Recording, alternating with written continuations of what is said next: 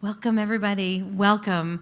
I'm so excited to be seated beside Senator Smallwood-Cuevas and have immense gratitude toward our team who helped make this possible, and your team, Yvette and Paulette, who are both here today. So thank you for joining us. This is one of the first Shabbatot back for Brooke Wirtschafter, who's been out on sabbatical, which is something that everybody in our organization gets after spending 7 years with us. And so we're so grateful to you and hope that you came back rejuvenated and revitalized. And we're excited that this happened once you came back and not while you were away. And want to thank also all of our organizers, Minyan Tzedek leadership, who are a part of this, front end and back end. We're very grateful to all of you. Senator Lola Smallwood-Cuevas represents the 28th District in the California State Senate.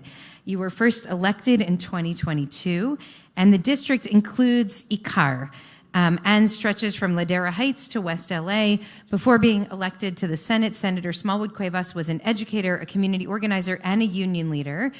You co-founded the Los Angeles Black Workers Center to increase access to quality jobs, reduce employment discrimination, and improve industries that employ Black workers through action and unionization. Coining the term Black Workers Center, the Los Angeles Black Workers Center ultimately became a model for the emerging national Black Workers Center network all across this country. Senator Smallwood-Cuevas has a particular interest in improving the lives of working people and their families, and we feel honored to be represented by you and also to be in conversation and build and growing relationship with you. So welcome. Thank you so much for being here. Thank you so much. So this is our first time getting to meet you formally in this way as a community, and we're really excited about building a relationship with you. This is a program that was started by our Minyan Tzedek leaders, our justice leaders, many years ago, in which we spend Shabbat lunches meeting with our elected officials so that we can really build relationships, because we want to be on the same side of history. We want you to know us, and we want to know you, and we want you to hear where we might differ from one another, and also how we can strengthen each other and support and amplify the good work that's being done. In your case, it's mostly supporting and amplifying rather than opposing, because we have so many aligned values, and we're so excited about that. But since this is really our first opportunity to sit with you in this way, I would love if you would start by just telling us a little bit more introduce yourself to our community. If you can, share with us a bit more about what motivated you to run for the legislature, and what are some of the issues and policies that you're most committed to engaging and changing in this role. Well, first, thank you so much, Rabbi Rouse, for the invitation. I so appreciate it. I think we do have a lot in common with IKAR, and it's all about the relationship. It's about how we know each other, how we listen to each other, how we communicate with one another, and I'm so looking forward to getting to know this amazing community. It's a tough world out there, and progressives need to be together. We need to be aligned, and we need to be working toward common goals. So I feel like this is a first step in that direction, and I'm very, very honored to be here.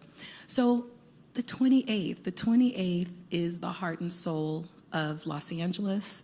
It is a driver, if not the driver of the state, and it's what makes Los Angeles County in California, I think, California. We have one of the most, hello. Hi, friends. Hello there. Good to meet you both. I love this dress. Wow, princess of lollipop. We have a lot of princesses here on Shabbat morning. Full-length gowns. My daughter just graduated from high school, and now I'm taking her to college next weekend. And so when I see this beautiful princess, it just, all the memories start rushing, and it goes, as they always say, by too fast. So what I appreciate about the 28th is our diversity. We are racially diverse, we are economically diverse, we are ethnically diverse, we have religious diversity. You meet folks across the state, and I'm an Angelino, so I'm starting to meet other folks in the legislature and really get to know some of these other communities, and that richness just doesn't exist. It's precious, and it needs to be teachable, because that's part of the work, is teaching others about what we have come to understand here. But the district is Mar Vista to the west. That's my farthest western border, all the way to Vernon to the east. I don't know if folks know Vernon. It's a little industrial town on the southeast side of LA. All of LA Live, so all of downtown up to Olympic, and then, of course, Culver City and all of South Central. Wow. So when I say the 28th is where it's at, yeah, you mean it. It's where it's at. Yeah. And it's 1 million souls, 1 million souls in this district. So, and when you look at the data from the election, I learned a lot about who supports this agenda, and I'll say more about that. It's 60% people of color, so 30% African American in this district, 30% Latino. And all communities in between. So, I'm so proud to represent this district. I'm so proud because we are and have to set the tone for the rest of the state. And we have to figure out, and this is, I'm 2 years in now, and it really is about how do we project what it means to be unified? How do we project what it means to be inclusive? How do we project what equity looks like? How do we project what mixed income, a community where we can grow stronger together, where it looks, what it looks like, and how it works? And so what I want to say about my role as state senator, which really is an evolution of movement, because I come from movement, and I love that you have justice leaders in IKAR. That is beautiful, because that's what this is about. This is about how do we win justice. And it's hard to do it in what is essentially term limits of 10 years. And we know transformation, one person can be in the legislature. It's actually 12 years. I have 10 left. So in 10 years. So how do you change the world in 10 years? It's really tough. That means we have to be very strategic. We have to be very committed and disciplined. And we also have to have a lot of power, both in the Capitol and outside of the Capitol. I just was named, I'm the only Black woman, by the way, in the California State Senate. Wow. And I know I need that clapping for resilience purposes, right? But it's also like, come on, California. Right. Like, can we do better? And I know we can. And there are some important races that are happening. And I, want to push at the very top. This election, we all know, is a determination of the quality of our lives for our children moving forward. It is whether we have a democracy, whether they will have a life that is better than ours. It depends on this election. And also down ballot, there are a lot of important issues, and we'll talk about that. But I want to say there are two amazing progressive Black women who are running. One for the state Senate, Michelle Chambers, and she's running in the Inglewood area. And when Michelle comes, I will not be the only Black woman in the California State Senate. So please be on the lookout for Michelle. And the other woman who is running in the State Assembly is Sharday Elwari, another very progressive woman. She comes out of Community Coalition, our mayor's organization. She is brilliant. And she is running in the 55th. And so we also need to, 57th, and we also need to support her. Before we even go to the policies, thank you for that. And I've been so moved just watching Mayor Bass and Representative Kamala Gerdove, seeing how women lift women in leadership. And so the fact that you start in telling your own story by talking about other women who you want us also to know about and help support is really very moving. I'm very grateful for that. And the other piece of this is just the recent debate, presidential debate is top of mind for me, but just the way that that immigrants are so demonized in the national discourse and that diversity is demonized in the national discourse. And I think one of the beautiful things about Los Angeles and this district, and really the whole city, something that Mayor Garcetti has spoken about many times and Mayor Bass talks about, is that our strength actually is our diversity, that we really recognize and honor that there's no city in the world like Los Angeles. And part of it's because there's so many people from different backgrounds, so many different languages, so many different approaches. And when we're able to come together with a shared agenda for growth and for healing, it can actually be transformative. And so I really appreciate you lifting that up in your intro. No, and we have seen where that inclusion and that multi-ethnic and racial alliance has transformed Los Angeles. I remember, and my story is I started as a journalist, and then a newspaper writer, just as it was all falling apart. So it was short-lived, but I hung in there as long as I could. But I ended up going to work for SEIU as a researcher.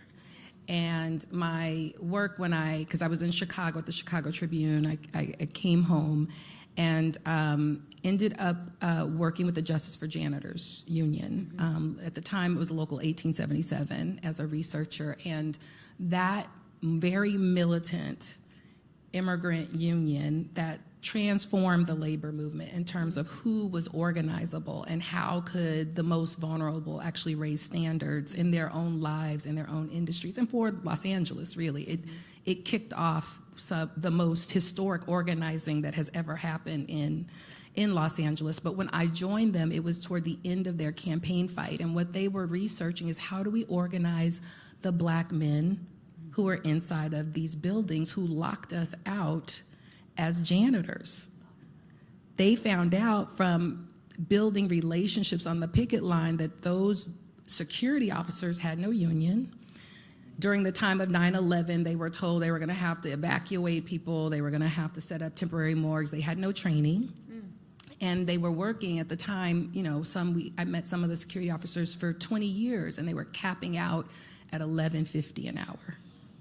So when you talk about the racial solidarity, when you talk about multi-ethnic organizing and justice movement, I think of that because in that moment, the immigrant community saw the needs of Black workers, and I remember CLU and other organizations came together, and we organized those security officers. It was the largest organizing of Black workers since the Ford motor car plant, is what folks were saying. And we, not the Ford motor car, the A. Philip Randolph organizing, the Pullman campaign. Ford was another organizing effort. And, in that moment, those workers went to free health care, to starting at $11.50 an hour, to changing the conversation about how Black and brown communities can work together for change. And so, for me, as an organizer who started with the Justice for Janitors and went to the Black Worker Center and later joined UCLA Labor Center, where I worked the last 15 years in the Labor Studies Department with folks like Kent Wong and Chris Tilley, focusing on vulnerable workers and underemployed workers and unemployed workers, it is the power of difference. It is the power of common ground. And it's a power of reimagining what is the society that we want, that, transforms not just people's lives, but our society. And when I say my job now as a state senator, I never wanted to be a politician. I blame Holly Mitchell and Sidney Kamlager, who tapped me on the shoulder and said, we really need you to run for this. We really need you to run for this. And at the time, I was building a regional hub with Inland Empire and LA and San Diego Black Worker Centers to focus on state politics and how do we address the issues of workers, most vulnerable workers. And all that to say, I responded to their demand because I saw it as an evolution of movement. And what role can policy play in repairing some of the harm, but also, developing the society that gets at the intersections of our lives? Because as people of color, we have a lot of intersections that have to get addressed. And if we can focus policy that brings those things together, like racial and gender justice, like economic justice, like protection from hate and discrimination, how do we create laws that not speak to these silos, but to all of who we are and what we need to fix in our society? Right. It's, I want to come back to this in a few moments, but I feel part of what's broken about our politics today is that there's this mythology around the American political system that it's a kind of zero sum, and that when some people succeed, they're going to be taking the success away from others. And I know many Americans have been fed really a diet of that zero sum, imaginary zero sum reality. And what that means is that when they hear people talking about Black and brown people uniting to talk about workers' rights and lifting the most vulnerable, they think, well, that's going to come from somewhere. It's going to come from me. Instead of recognizing that we can't. You use the language of imagination. That we can do better. We can actually imagine a reality in which everybody thrives, because there aren't people who are suffering under the weight of exploitation and racism and degradation. And I think that's sort of the spiritual part of the political work that needs to be done. That when I hear people who are elected officials use some of that language, I so appreciate it, because it's recognizing that we actually have to change the culture so that people know and understand that one person's success is not someone else's failure, but instead the whole society can thrive when especially the people who are most vulnerable are able to get some grounding and actually thrive themselves. Absolutely. And I think as communities, when we think about sort of Black and Jewish alliance, for example, and our efforts around protecting folks against hate, our efforts around challenging injustice everywhere, our efforts to build a community and a society that capitalizes off of the best and brightest in all of our communities.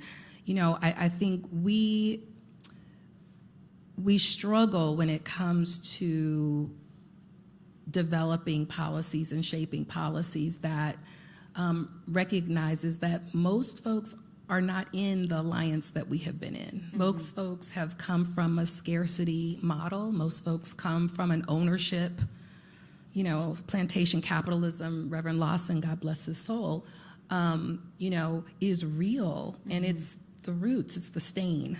And so when we think about how many policies were made to divide us and that becoming our dominant narrative, and here we are trying to fix it with reforms and tweaking, around the edges, I think we have to hold that vision and that reimagining very, very close. If we don't believe it, we can't achieve it. And I want to tell you, there are 40 members of the state Senate. There are 7 progressives. Wow. There are 80 assembly members. There are 15 progressives. When I say, I'm talking who are organized, who are self-identified, and who actually vote that way. And so if we've got to convince, when you say the consciousness, and we were talking about this over lunch, it's not just, we have,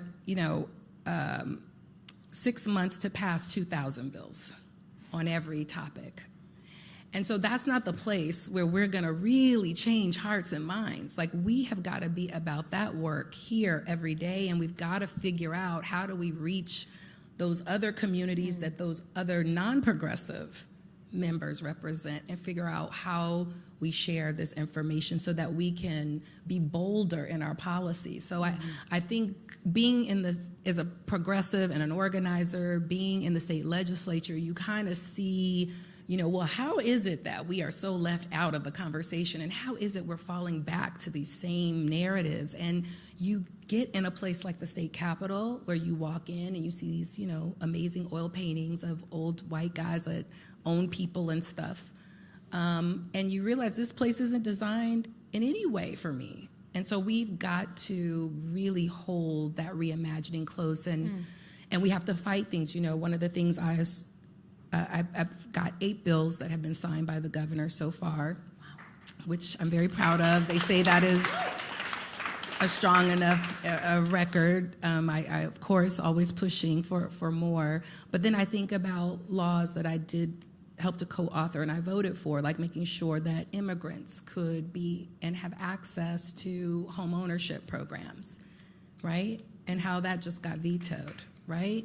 Why, right? Because we are in this narrative, this dominant narrative, and we heard it during the debate where half of our country is believing this nonsense, and we're losing those policies that could actually help and change not just those people's lives, but our society. So, I voted, the other things that I'm proud of, I voted and got the governor to sign an anti-retaliation bill, right? So when workers say, or our constituents say, hey, I was discriminated because of religious freedom, or I was discriminated on my job, that we can have our local civil rights agencies actually investigate on the ground and bring penalties and charges against these folks. But also, once a worker or community member accesses the laws, that then homeowners or employers don't retaliate against them, so that we can have take full advantage of the laws that we're passing and making sure that they are implemented in a way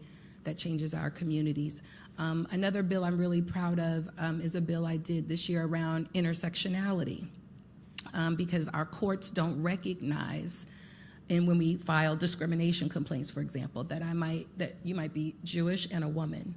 And so in your job, you might be the only Jewish woman, but you might also be facing wage theft or wage discrimination. And when you came to the courts, you would have to pick and choose what part of yourself could be made whole. And so my bill basically says, no, the court has discretion to be able to look at all of the intersections of discrimination and to provide penalties and remedies that speak to the infraction as a whole.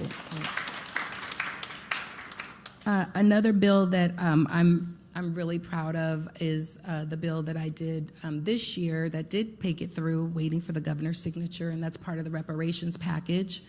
And this is a bill, and we'll talk more. I know there's some questions about reparations. My view on reparations is that it's an individual, but it's more a systemic fix.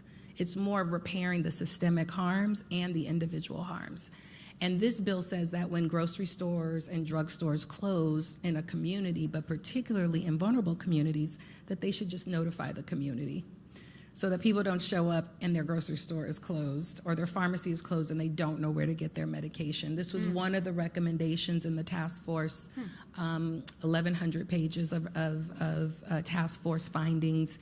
And I'm proud to say we got it through both houses, and I'm really hopeful that the governor will sign it, because we all need to know where our pharmacy and our prescriptions are being transferred to, and we all should know how and where can we get to have healthy foods. And in communities like South LA, that's not an easy question. That is not an easy question, especially if you're on public transportation or you need meta transit. Like, well, how do you plan all of that? And it's sad to say, but in food deserts, in pharmacy deserts, we have to do this with the most vulnerable in mind. So we have to make sure that the governor signs that bill. So I just say, my policy is rooted in the work that I have done over the years and the coalitions that are aligned with the 28th district. My work is in, at the end of the day, 10 years, like what did she do? I really believe, as the daughter of a single mom who was a home care worker, she cared for very wealthy families and used to sneak me in while she was during the late night shift. And she joined the Navy and became a nurse, an RN, and then we were able to buy a home. We went from public housing, right, when she was a nursing assistant or a home aide, to her owning her own home. So I always always understood that a job is transformational. A career is every generation benefits from that. And so, at the end of my 10 years, I want to say that I created programs that really were about opportunity and putting families on a pathway to self-sufficiency, a pathway to career access, and building a more equitable economy. Because I felt that my mother had to make choices between her parenthood and her livelihood, and I think too many families are doing that, and it weakens our social bonds, it weakens our communities, it weakens our economy. And so I think for me, that's where I want to focus: workforce equity, and how do we create the opportunities that really make the middle class accessible. So, all of my policies sort of fit in and around that space in things that need to be addressed. That's great. There's so many there that I want to ask about, but I also am cognizant of the time. Sure. And I want to, you spoke about how few progressives there are in the state legislature, and about the relationships a little bit between Jews and the rest of the progressive community. I want to just talk about this because this is a really hard one for right now, and I think many Jews would have described themselves easily and happily as progressives for, probably for the last 50 years at least. I think October 7th shifted something for many in the community, because it seemed that the progressive community was less welcoming of Jews in that space than many of us had felt before. I don't want to overstate it, because I think that we do sometimes absolutize this conversation. But it felt even to me that there was a way in which there's a kind of lack of curiosity about Jewish trauma, Jewish history, Jewish pain that felt like hurtful, and to the Jewish community, I think. But aren't we all in this collective liberation space together? Do I have a home here? Is there room for me in this place? And can I be part of the conversation? Not my narrative has to be the dominant narrative here, but is anybody curious about my family? Does anyone want to know if my family's okay right now? Because we're not okay right now.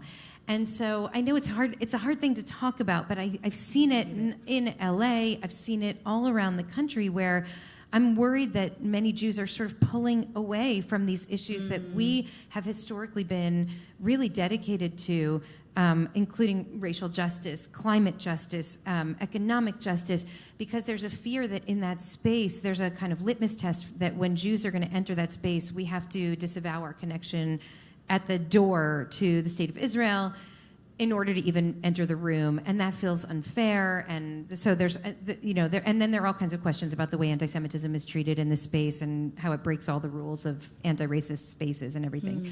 So I wonder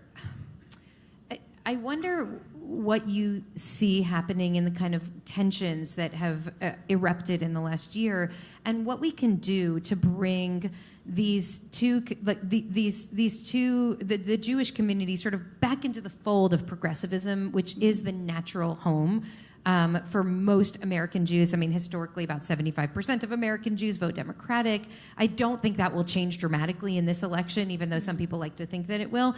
I don't think the numbers will change that much, but I think the hearts have changed. I think that people feel less comfortable saying, yeah, I'm a progressive Jew, because what does that mean? Where do I fit? Where do I stand? And of course, the Jewish community also is not a monolith, and there are many Jews who identify with all different aspects of, everywhere across the political spectrum, including on Israel-Palestine.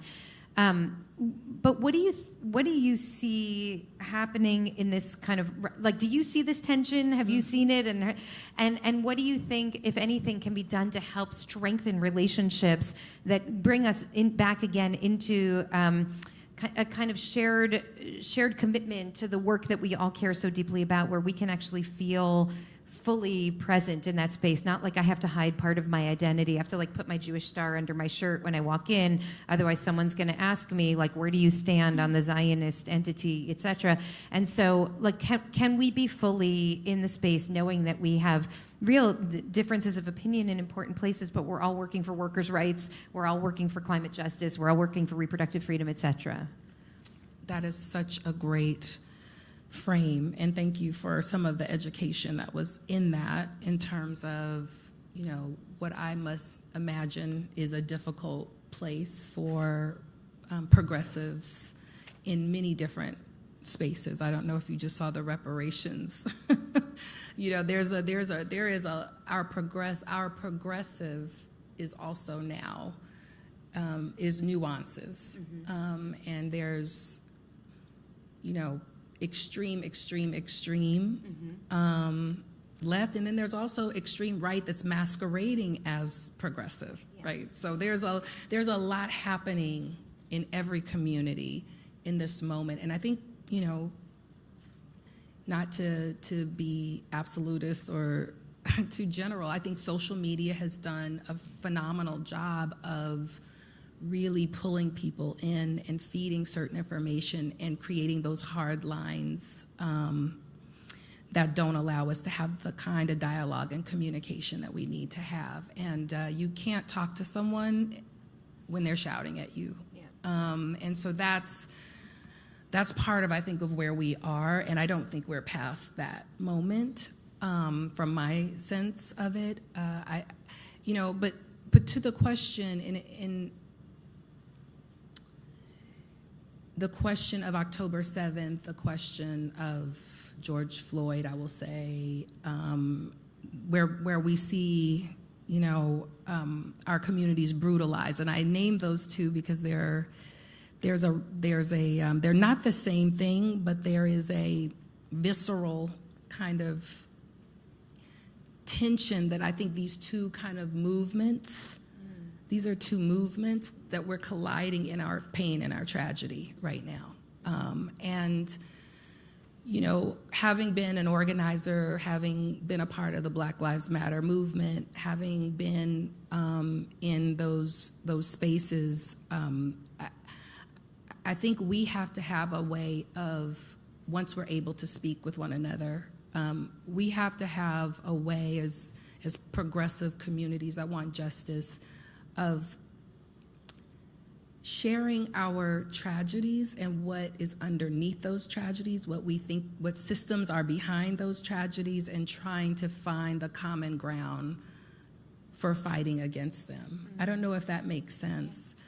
I don't think we have had those conversations probably since our first deep alliance, which was back, you know, in the SCLC, you know, King, where we were in teach-ins and where we were having these very deep conversations, and we were sort of, again, looking at experiences and then looking at the systems and trying to figure out what's behind them.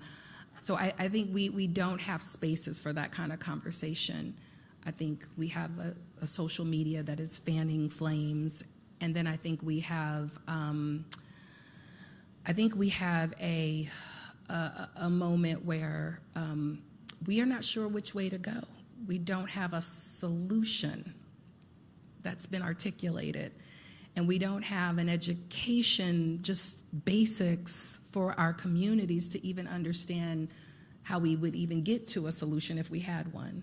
So, you know, I say all that to say we've got to go back to doing the work of educating each other and having these really deep conversations about systems, whether they're, you know, governmental systems and international barriers, whether they are international players and the power analysis of that, so that, you know, a Black community member can articulate, you know, where is the root of this terror, and how do we actually work back from that to advocate for policies that address it.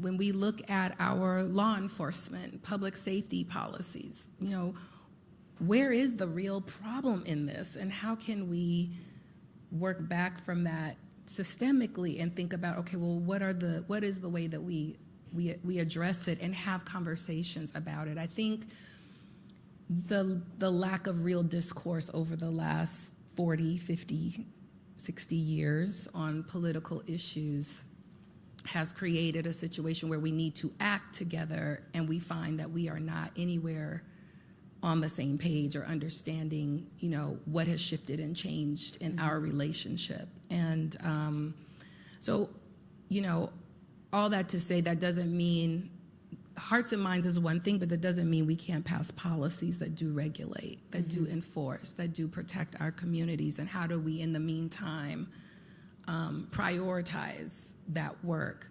But I do think when we think broader solidarity, a lot more conversation is needed. Okay.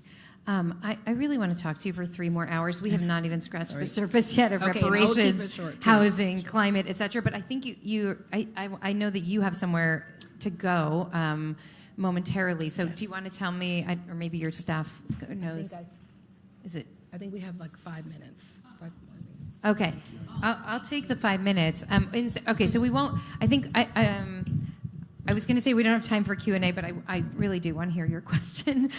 So let me, first, I really want to see this as the beginning of a relationship, as I said when we met, and I'm so grateful to be in the conversation. And what you said about you can't talk to somebody who's screaming at you is so important, and we've really prioritized building relationships at the heart of our justice work as a community, whether it's through our organizing path through Minyan Tzedek or the Green Action, or it feels really critical to us that we are in real relationships. So I hope that this will be the first visit of many. But I want to just lift up housing for a moment, if I can, before we wrap here.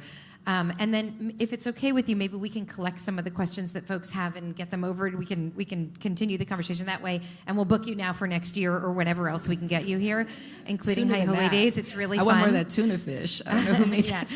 Okay. Well, the High Holy Days are really great at IKAR, and we'd love to have you back. There won't be a lot of tuna fish on Yom Kippur, but at the break fast after. But housing's really important. It's one of the priorities that our community organizes around, and we're in a building project right now, and we're planning to build somewhere between 60 and 75 units of permanent supportive housing for formerly homeless seniors in our community, something that Brooke and Melissa and others in the community have been working on really for like 6-10 years now.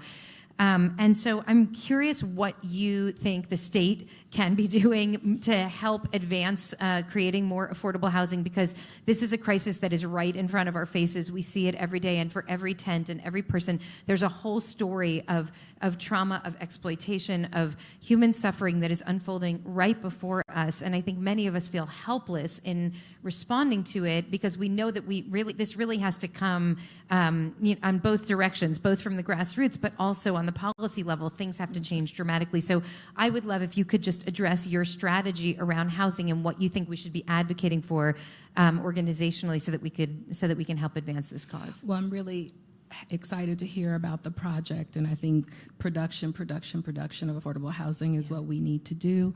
I think the state has been working. I'm so proud, actually, of the work of the legislature, investing when we had the resources to really invest in addressing homelessness and building housing.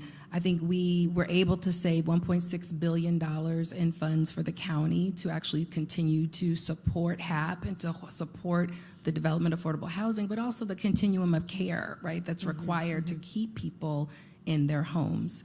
I think the state, what we can do better, we've got to create more incentives.